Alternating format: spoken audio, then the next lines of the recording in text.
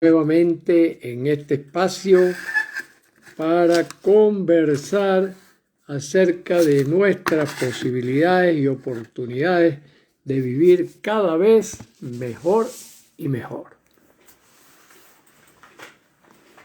Aquí estamos transmitiendo tanto por Facebook como por Instagram, ¿verdad? Y en Instagram me dice, estamos avisando a tus seguidores que empezaste a transmitir en vivo. Ok. Y aquí en Facebook estamos ya iniciando este nuevo video de lo que llevamos por el Hablemos Claro número 137. Desde que comenzamos a contar nuestras experiencias en cuanto a estas posibilidades de vivir cada vez mejor y mejor.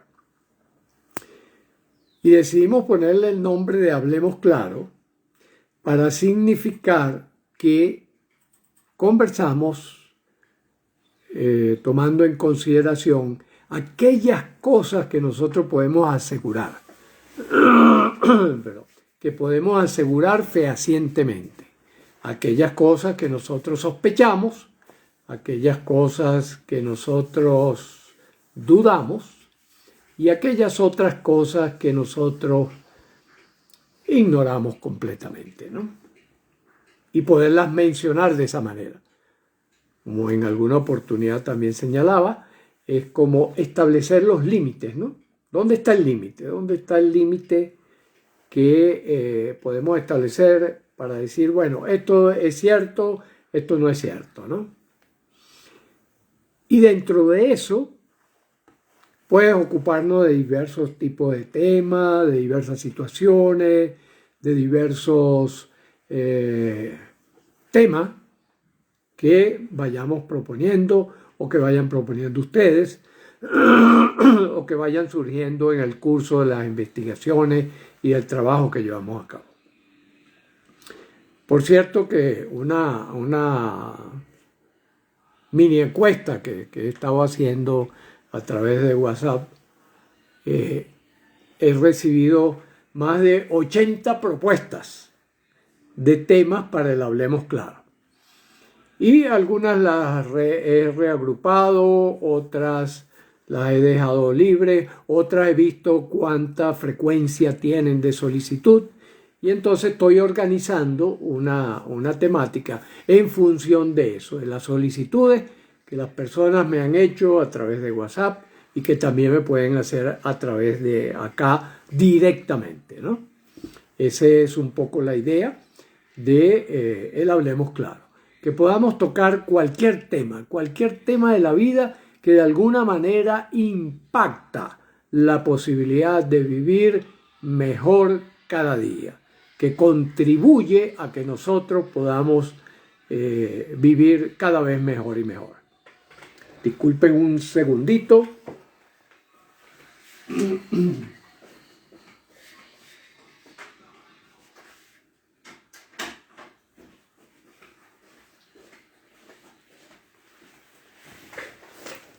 Ok, entonces comencemos con nuestro tema de hoy.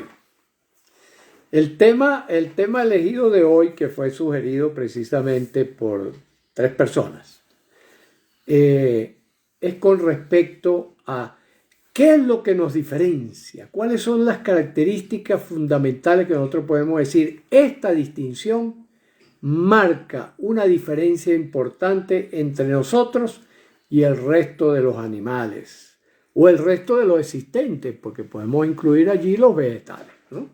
Por ejemplo, al día de hoy sabemos, esto lo podemos asegurar, que nuestro código genético es compartido en un 35% con las plantas. ¿Ya? ¿Qué significa esto? Que casi con total seguridad, podríamos decir, con casi total seguridad, podemos decir que nuestro querido Charles Darwin tenía razón cuando habló de que la vida va evolucionando y se va transformando y que la infinita variedad de lo mismo es expresión de una raíz común. Algo así como las raíces de los árboles que desarrollan el tronco, comienzan a salir ramas, hojas, etcétera, etcétera, y terminamos pues en una enorme variedad de elementos que podemos incluso llegar a particularizar, como cuando nosotros podemos identificar, por ejemplo, a un familiar, cuando podemos identificar a un amigo, cuando podemos identificar a nuestra mascota entre todos el resto de los animales que anden por allí, ¿no? Un abrazo, Rocío. Presente, sí, bienvenida. Y un abrazo aquí a Cardiomóvil, a Doris y a los que se van incorporando a través de tanto de Facebook como de Instagram. Sí, entonces decíamos, compartimos el 35% de ese código genético con las plantas. Un gran abrazo también para Natalia. Compartimos un 85%, fíjense, con el insecto llamado mosca. De tal manera que eso nos dice muchas cosas. Eso nos dice que nosotros tenemos eso, una raíz común. Venimos de un acontecimiento.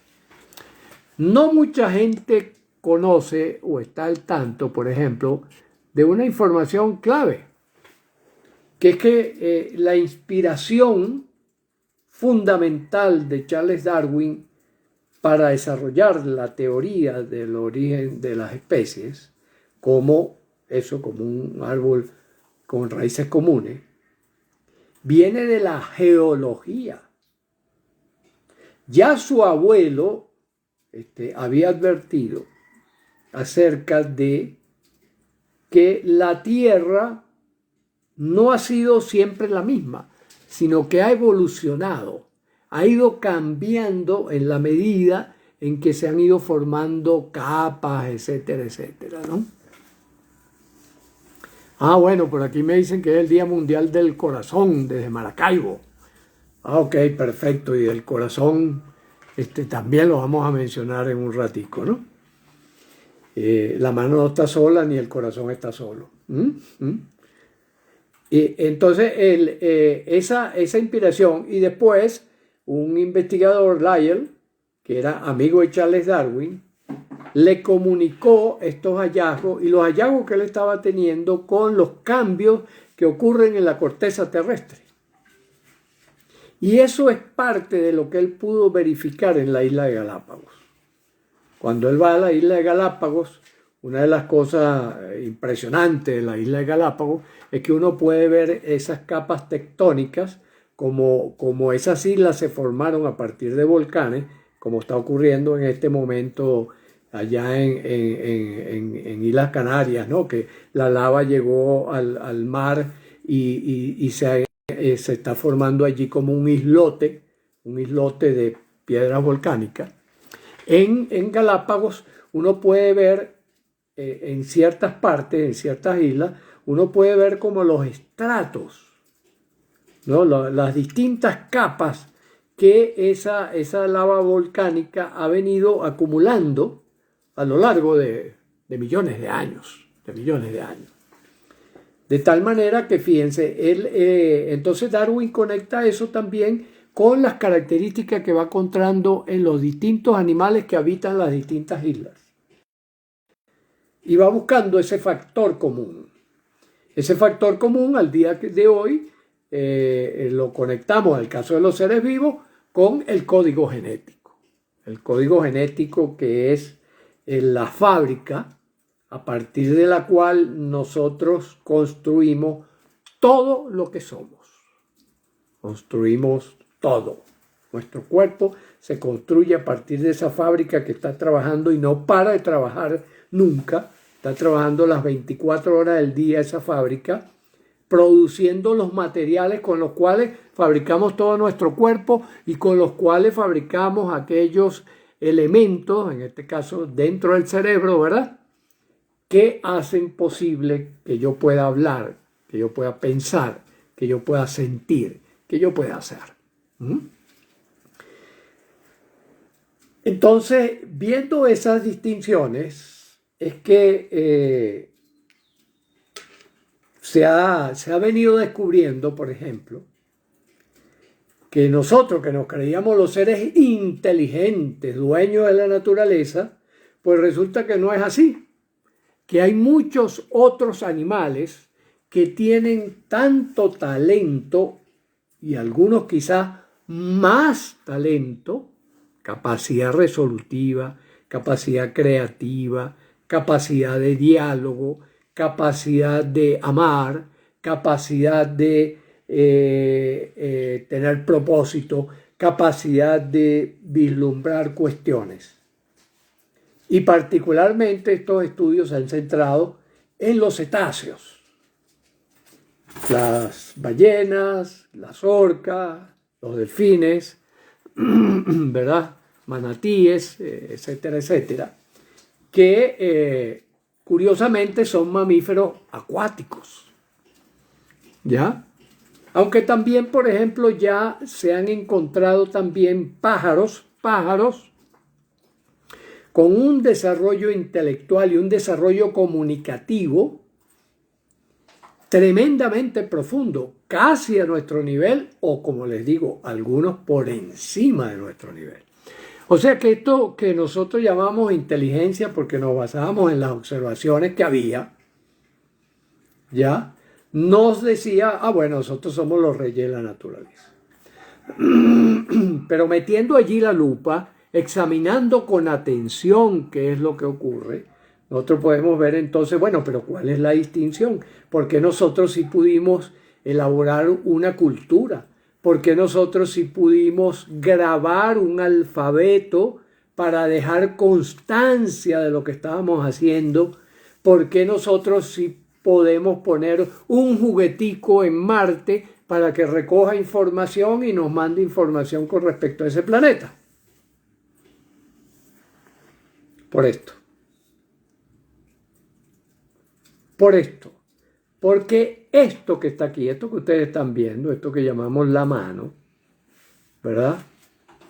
Es el instrumento que ha permitido que nosotros, aquellas ideas que tenemos, aquellos sentimientos que tenemos, aquella ocurrencia que tenemos, la podamos transformar en objetos materiales, en objetos independientes de nosotros que podemos modelar, que podemos hacer realidad nuestro sueño en el mundo extensional. Y esa propiedad de poder expandir más allá de lo que a mí se me ocurre internamente es gracias a la mano hasta ahora. ¿Por qué? Porque la otra cosa interesante es que por esa misma extensión que la mano me permite, nosotros fuimos alargando, extendiendo más allá de nuestro programa genético, pudimos extender más allá de nuestro programa genético los sentidos, que son las maneras como nosotros captamos qué es lo que está pasando. Y entonces a alguien se le ocurrió inventar el microscopio. A Leeuwenhoek le atribuyen, o Leeuwenhoek fue el primero que lo ¿cómo se llama? Que lo utilizó de manera práctica, ¿no? Ahí hay un poco de historia confusa. Los lentes, que me permiten, por ejemplo, ante mi torpeza visual, poder mejorar la visión y tener una visión más clara y más profunda de las cosas. El telescopio, ¿verdad? A Galileo, ¿verdad? Entonces le permitió extender más allá la vista. Una de las sorpresas, por ejemplo, que se lleva a Galileo es que al asomarse, al enfocar esos lentes que prolongan la vista, al enfocarlo hacia la luna, descubre que la luna tiene agujeros. tiene cráteres. No es regular como se creía. Se pensaba, ella es redondita y bonita y tiene un conejito ahí. No, el conejito son montañas, valles, volcanes, etcétera, etcétera, ¿no? Entonces, eso empieza a cambiar nuestra concepción de la vida. Y gracias, como les digo, a que podemos operacionalizar, hacer factible en el mundo material, lo cual comenzó con la mano. ¿Por qué digo lo cual comenzó con la mano? Porque ya hoy en día hemos podido fabricar con la mano, ¿verdad? Hemos podido fabricar robots que ya hacen la acción de la mano. Y entonces ustedes han visto, ¿verdad? Todos hemos visto cómo una máquina es capaz de agarrar pum pum y montar ladrillo sobre ladrillo y construir una casa. O como, por ejemplo, una máquina en una fábrica es capaz de agarrar elementos de plástico pum, pum, pum, y darle forma pum, pum, y sacar un elemento como este. Incluso ya no solo le damos la función de mano, sino que le damos función de las otras cosas que están detrás, que compartimos con los delfines, como he dicho, que compartimos con algunos pájaros, que compartimos con los gorilas, que compartimos con diferentes especies de animales. Ese talento, esa capacidad para pensar, para tener conciencia, para sentir, ahora la extendemos, ¿verdad? La extendemos y ya tenemos, por ejemplo, algunos robots que son capaces de resolver problemas, de hacer cálculos matemáticos, etcétera, etcétera, y que lo hacen mejor que nosotros. Lo hacen mejor que nosotros, ¿ya? Quizás todavía lo que no se ha abordado desde el punto de vista tecnológico, es, por ejemplo, poner a sentir a una máquina. Todavía no nos hemos dedicado a eso mucho, ¿no? Pero ya hay por ahí gente, por ejemplo, trabajando con computadoras ¿cómo se llama? No solo inteligentes, sino de plasma, etcétera, etcétera, que trabajan de modo analógico, no de modo digital, que es lo que caracteriza nuestro pensamiento, sino de modo analógico, que es lo que caracteriza a nuestras emociones y nuestros sentimientos. De tal manera que, fíjense hasta dónde nos ha llevado, entre otras razones, la mano a un camino realmente extraordinario, un camino sorprendente, un camino maravilloso. Y así retomamos el papel que fíjense, estos estudios no son tan recientes. Lo que pasa es que muchos van pasando por debajo de la mesa.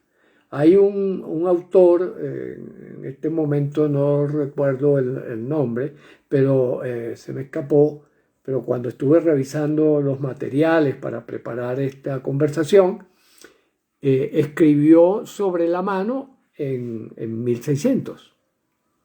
Escribió sobre la mano y las virtudes de la mano y por qué la mano era tan importante, ¿no?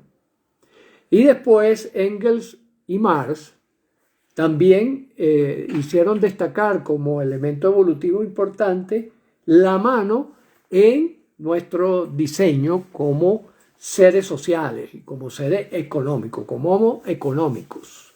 El papel de la mano que nos permitió durante siglos agarrar los lápices, ¿verdad? Y hacer cálculos matemáticos a mano que hoy en día ya lo hacen las computadoras por nosotros, ¿verdad? De tal manera que lo que nosotros creíamos que eran otro tipo de diferencias, esta sorpresa que nos están dando los estudios sobre las distintas especies animales, nos indican que ese gran diferenciador juega un papel importante en la construcción de una cultura. Fíjense que, por ejemplo, se ha investigado mucho las relaciones sociales de estos cetáceos. Se ha estudiado mucho el lenguaje que ellos utilizan, que es un lenguaje analógico, es un lenguaje que se parece más al lenguaje musical. Fíjense todo lo que nosotros hemos logrado, por ejemplo, con la música. Hemos logrado cosas extraordinarias con la música. ¿Y qué es la música? Un lenguaje. La música es un lenguaje, solo que es un lenguaje cuyos significados no son intelectuales, no son, podríamos decir, no son lógicos, sino que son afectivos. O sea, es otro tipo de lógica, ¿no? Entonces, cuando hicimos esa distinción de que lo que nos caracterizaba a nosotros era la inteligencia, es decir, la capacidad de proyectar y resolver situaciones a través del razonamiento, no es el gran distintivo como especie. No es. Definitivamente no es el gran distintivo como especie. El gran distintivo como especie lo constituye es la mano. La mano como elemento operacional de lo que nosotros razonamos, de lo que nosotros sentimos, de lo que nosotros aspiramos como conjunto para vivir cada vez mejor y mejor. Y la mano es una metáfora de la acción. Algo que, por ejemplo, que el coaching ha destacado. Uno de los aportes que yo veo más maravilloso del coaching es precisamente cómo incorpora la importancia de la acción, la importancia de operar sobre el mundo extensional, la importancia de intervenir en el mundo social para hacer un cierre, un feedback nutritivo de nosotros mismos. ¿Ya? Esto es sumamente importante, ¿no? Porque fíjense que aquí podemos entonces completar el cuadro complejo, ¿verdad? Completar el espectáculo de la naturaleza y el espectáculo de la naturaleza humana. Donde gracias a un desarrollo intelectual, gracias a un desarrollo del razonamiento, unido a la posibilidad de yo poder articular sonido que organizo bajo la ética de un lenguaje, y complementando eso con el hecho de que somos seres gregarios para buscar resolver cualquier situación que se presente en la vida, y ahora incorporando el elemento de la mano como fundamental en mis acciones que yo puedo hacer sobre el medio, tenemos el cuadro completo. Ahí tenemos el cuadro completo. Tenemos el cuadro completo de lo distintivo como seres humanos frente a las otras especies, ¿ya? Frente a el resto de la naturaleza. El resto de la naturaleza. En donde reconocemos que hay una raíz común a todo lo que acontece. Una raíz común que ya también los científicos han ayudado a despejar bastante. Hay todavía dudas, pero hay dudas más de precisión. En general, las dudas acerca de la configuración de la estructura de la naturaleza y acerca de las posibilidades y potencialidades están bastante despejadas. Bastante despejada. Es decir, tenemos altísima sospecha de que ya podemos contar la historia del universo, incluyéndonos dentro del universo a nosotros mismos, ya como parte de eso, no como un ente que está afuera y era un observador de que ese universo había sido creado por Dios para satisfacernos porque nosotros habíamos sido creados a imagen y semejanza de Él. No. Nosotros somos un elemento más dentro de esta aventura fabulosa que llamamos el universo y que los físicos en la actualidad tienen, como les digo, bastante despejado con la historia desde el Big Bang hasta el Big Crunch. Sí, un poco ya tenemos como el cuento, ya tenemos cuál es la historia. Por eso fue que Albert Einstein en su momento oportuno dijo: me interesa el pensamiento de Dios, lo demás son detalles. ¿Mm? Es decir, en cuanto a que hoy día podemos decir, ok, ya tenemos una aproximación interesante de cómo razonó Dios, si es que existe, ¿verdad? Cómo razonó, qué fue lo que planificó, cómo lo planificó y por dónde va esa aventura. Hacia futuro no tenemos tanta claridad, pero sí tenemos sospechas fuertes. Sospechas fuertes, por ejemplo, que todas estas prolongaciones que nosotros hemos hecho gracias a la aparición de la mano con su función fundamental de oposición del pulgar,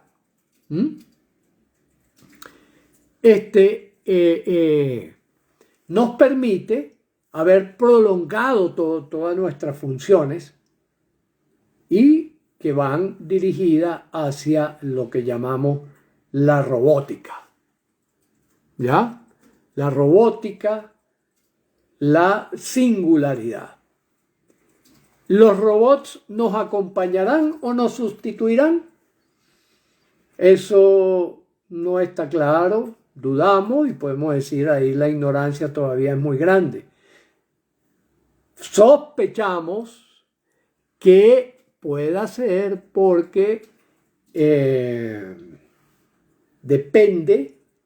probablemente depende mucho de cómo nosotros programemos esos robots. ¿Los vamos a programar para que tengan capacidad de ellos programar a su vez? Allí puede correrse ese peligro. Acá nos dice al grupo nos dice que no escucha y pregunta, ¿será por aquí? Bueno, son otros los que pueden darte esa respuesta. Yo no te la puedo dar porque no tengo acceso a eso, ¿no? Entonces, alguien respóndale allí si todos están escuchando, si es él nada más que no está escuchando o qué.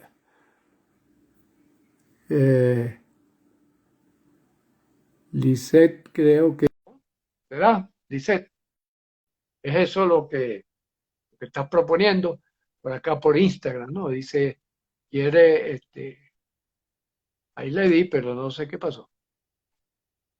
Ok. Listo. Ok, se escucha bien. Perfecto. Ok. Y nos dice Diana, cuánticas. Sí, interesante ese comentario de cuánticas. Quisiera que aclararas un poquito más a qué te refieres con eso. Pero la raíz hasta ahora, hasta donde hemos llegado, es lo que se llama la cuántica. La cuántica, que es la teoría que parte de la propuesta de Planck de que un quantum es la unidad, podríamos decir, la unidad mínima de energía a partir del cual se desarrollan toda la infinita variedad de números, ¿no? Y por otra parte, una de las cosas que nos tiene muy entusiasmados a nosotros en el colegio es esta idea de cómo se están casando las distintas disciplinas para salir de la Torre de Babel en que veníamos e ir al Burj Khalifa de un desarrollo armónico del conocimiento, ¿no? Diana dice que pensaba que me refería a computadoras cuánticas. Bueno, las computadoras cuánticas es una aplicación de ese concepto cuántico, es decir, que son capaces de utilizar esos pequeñitos paquetes de energía como elementos que transporten información. Y eso es lo que las va a hacer muchísimo más potentes. Ahora, si van a ser capaces de generar sentimientos o no, pareciera que no, hasta que no los programemos todo caso está dentro del campo de la duda, de lo que dudamos. Pero no pareciera, ¿verdad? Por eso dudamos, ¿no? Que eso les va a implicar que desarrollen sentimientos y emociones, es decir, que desarrollen intenciones, porque la intención la ponemos desde eso, la ponemos de la vida afectiva, las intenciones. ¿Sí? Las intenciones no son razonamientos, no son lógicas, las intenciones son afectivas, es decir, tienen otras reglas de juego, ¿no? Algún momento nos referiremos a eso, pero en próximos encuentros, en próximos encuentros. Entonces, mis queridos amigos, la idea central es precisamente que esta confluencia de conocimiento nos está aclarando las cosas. Por ejemplo, lo que le he mencionado de los cetáceos viene de la biología. Ya hay una biología cuántica. Ya esa raíz de lo cuántico como el elemento fundamental, el ladrillo inicial a partir del cual se levanta el edificio del conocimiento, ya la química es cuántica, ya la biología es cuántica, estamos trabajando para una antropología cuántica, una sociología cuántica, una ética, una estética y una mística cuántica, porque todo eso es la raíz unificadora, pues, la torre central, el basamento fundamental de todo lo existente, ¿no? Bueno, mis queridos amigos, espero haber cumplido las expectativas en cuanto a cuál era el papel específico de la mano dentro de la aventura de la vida y de por qué ese fue un elemento fundamental para que nosotros nos constituyéramos en lo que hoy día llamamos seres humanos. Una inteligencia que compartimos con muchos animales, pero ellos no desarrollan cultura. Un aparato fonador que nos permite construir códigos que pueden llegar a los demás y podemos compartir, que también compartimos con muchas especies. Un gregarismo, es decir, resolver las situaciones en equipo, no independientemente, cosa que también compartimos con muchísimas especies. Y una mano que compartimos con los grandes simios, que además tiene una característica añadida, que es lo que se llama la oposición del pulgar. Y ahí está la clave. ¿Por qué? Porque eso nos permite el agarre fino. El agarre fino que ha sido clave para poder evolucionar y para poder construir una cultura.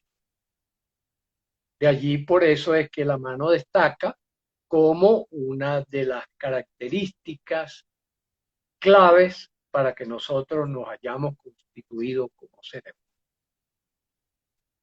de la cual carecen las otras especies. ¿Ya? Entonces no han podido poner en acción una idea, como nos dice aquí nuestro estimado Marco. Marco, ¿verdad? Poner en acción una idea. ¿No? Cristian, un gran abrazo, Cristian. Nos dice gracias por compartir este conocimiento. Entonces, ¿cuál es el desafío?